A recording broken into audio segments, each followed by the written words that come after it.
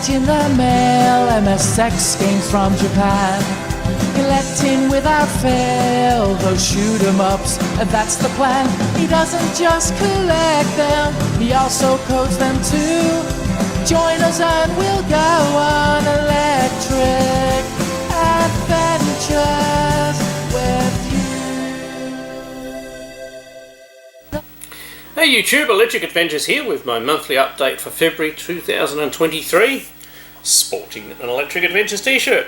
I thought, why not? I managed to grab people have been wearing an MSX t-shirt. I also got a Spectravideo t-shirt, and this one's using a modern pixel art version. Awesome. So the original logo of Spectravideo, of course, is awesome, but this one is even better. So, and I even have recorded a pickup with it already, which will come out after this video. Just absolutely coincidence that something arrived, because I'm looking at making a new series on my retro computer journey. Now that I have access to my retro computers again, I'm also going to be rebuilding this area. It's obviously, as people have pointed out in my videos, the top's not looking too good, but it's been obscured behind stuff for so long. And obviously sitting from this area, because I can sit a little bit closer to the camera, people like the retro computers behind, and I have a nice flat area where I can sit and put stuff. Now, while I was doing the t-shirt, I also got a mug, because you've got to have a good cup of tea. This is the big mug. I have altered the design, so there's actually something on the back. It says Electric Adventures on there. I'm not expecting anybody to order any of this stuff. This is purely for my own enjoyment. That's it. Too late in the day for a coffee, so we've got a cup of tea. Now, I also had some other pickups during the month. So I finally got a Switch at Christmas, which I'm very pleased to finally get. I think it's what I needed to get myself back into modern gaming. I do have a PlayStation 5 and I do enjoy playing it. I just don't tend to get the big TV time, whereas the Switch I can take away with me on down to our holiday home. And plus I can play it on the couch when people are watching other TV programs and things. So I bought another game. Now this was a second-hand game thing, and I actually do have it on the PlayStation 4, and did start to play it, although the loading times were annoying me at the time, and I stopped playing it for a little while. So I've actually already played. So it's Outer Worlds. It's a sort of, I like these sort of games. So it's just another one, and you can see it's second-hand with the stickers on the back. It's in very good condition otherwise. And I've actually gotten further already than I did with the PlayStation 4 version. So it's obviously working, a bit of fun, and the Switch does a good job. And I said I'm just playing it handheld mode. I did try it one day on the big screen, and it seems to work reasonably well there. Obviously not at the same frame rate as the previous version. But the loading seems quicker, or maybe I just haven't, or maybe I was just in a bad way when I tried it last time. But I'm actually quite enjoying that one. So another Switch pickup, and no, I haven't finished playing the game I got last month either. But yes, so no more than one game a month for me on the Switch will keep me quite happy. Now I've got another pickup. So this is I do know this gentleman quite well, Eric Bowes. So he's written a book called MSX Genesis. To support him, I got the hardback version. Now, what he's talking about is where the MSX came from, and of course the MSX came from the Spectravideo machines as the basis, but he's actually done a fair bit of research and put it together. The only thing I'll say, obviously his native language is French, so this is the English version, but you can really tell that it's it's translated from French. And the only other thing I'll say about it, it's great for people who need glasses. The text is really big, but that also means the content is actually a little on the light side. But I did enjoy reading, and he's done a good job putting that together, and I was happy to get this to support him. And I love the MSX anyway.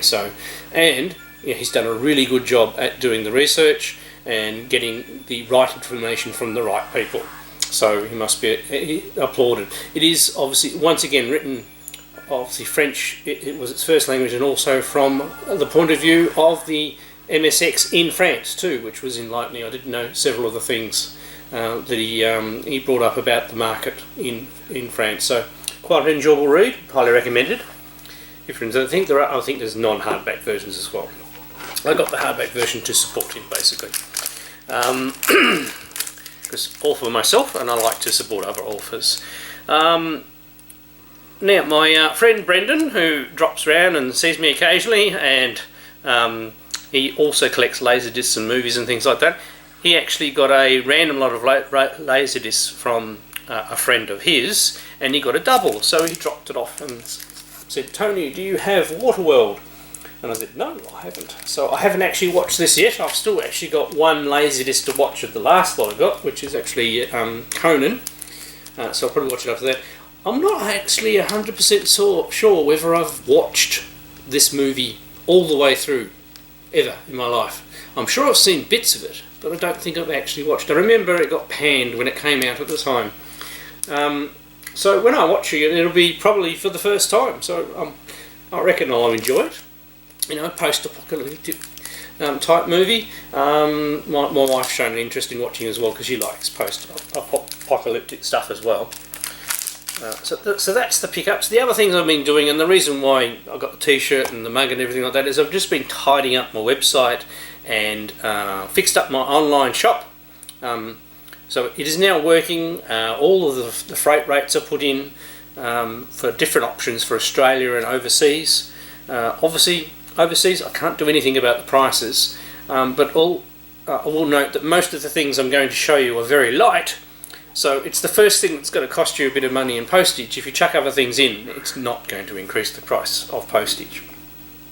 So main things, so I have Stranded, which is the last and largest of my text adventure games. I have that for both. This is the original Spectravideo copy, but I have that one available for MSX as well. That's it. So they're nice and light, and they won't rack up postage. Now, the original game came out with a computer like dot matrix printed cover that wasn't very good. So that is a modern interpretation of the original cover that's much better. The next two have the original covers as they were released back in the day, but they are new, old stock. So I've managed to recover the masters of my original Spectravideo games. Now, this is the biggest selling game that I wrote back in the day. It was released for the Spectravideo and the MSX. I'll have MSX versions of these games on the shop later. I'll just start with the Spectravideo ones.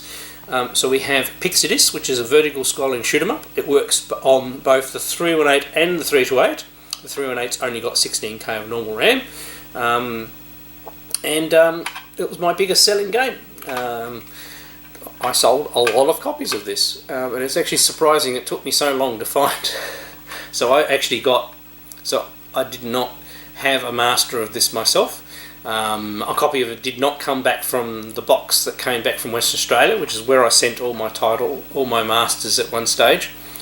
I actually restored it from the copy that was in the deceased estate of my friend from back in the day. So thank you once again to that friend. And you guys get to benefit. So I have tested this. It's recorded on both sides on good quality tapes. And I have quite a few tapes, so I continue making these. Obviously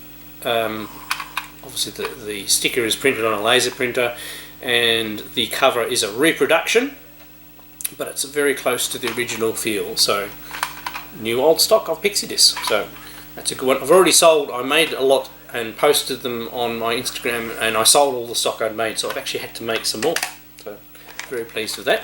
And my other title, which is the very first full machine code title that I made, is called Meteor Swarm, and which is like asteroids, and it was such a small game that I chucked another small game on the back, which is Birds of Orion. So it's always been Meteor Swarm and Birds of Orion. So each side of the tape's got a different program on it. They're only very small. They run on both systems. Good, fun games, and the very first full machine codes titles that I released. Munch Mania I have not managed to restore yet. I may have to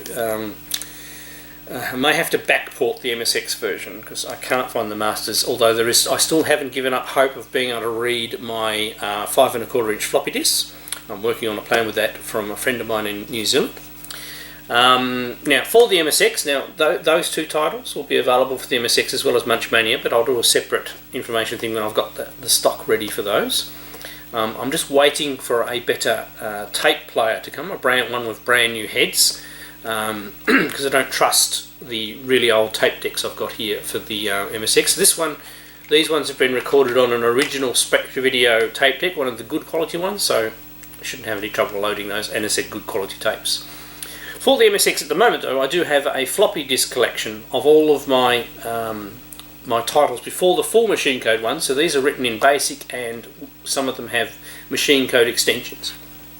And it's called Electric Adventures: The Early Years. And it includes quite a large number of my games from back in the day. Not all of them, because at the time I made this I hadn't restored all of them. I have actually managed to restore more. It comes with a colour manual, and there are a lot of titles on there. It's broken up into the program packs that I released them in. It goes up to basically program pack 12. Now the program packs went up to 22. Now later in the things, these ones are all my titles written by myself. Some of the later Electric Adventures titles were consolidating titles written by other people. Usually I chucked one of mine on there as well. So they're not all, they're all published by Electric Adventures, but not all written by me, the ones after these ones. But there still are a few titles missing that I wrote back in the day. So you've got a full colour manual, explains each of the games, and there's some quite good games there on the collection. Now you also get this is my copy, a certificate of authenticity. My goodness, can't talk tonight.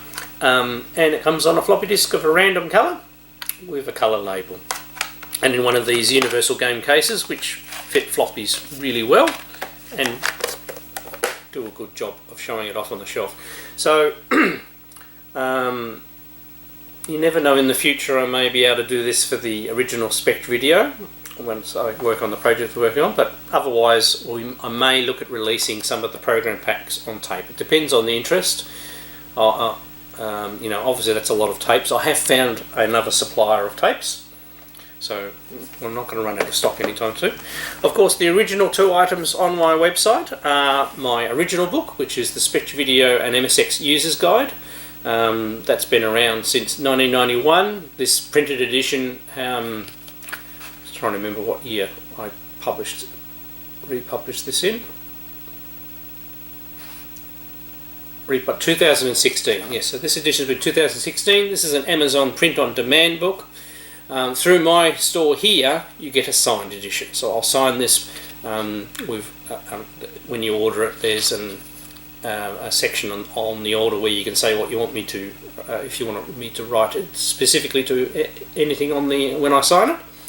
And it's not very heavy, but lots of pages and good quality, 172 pages.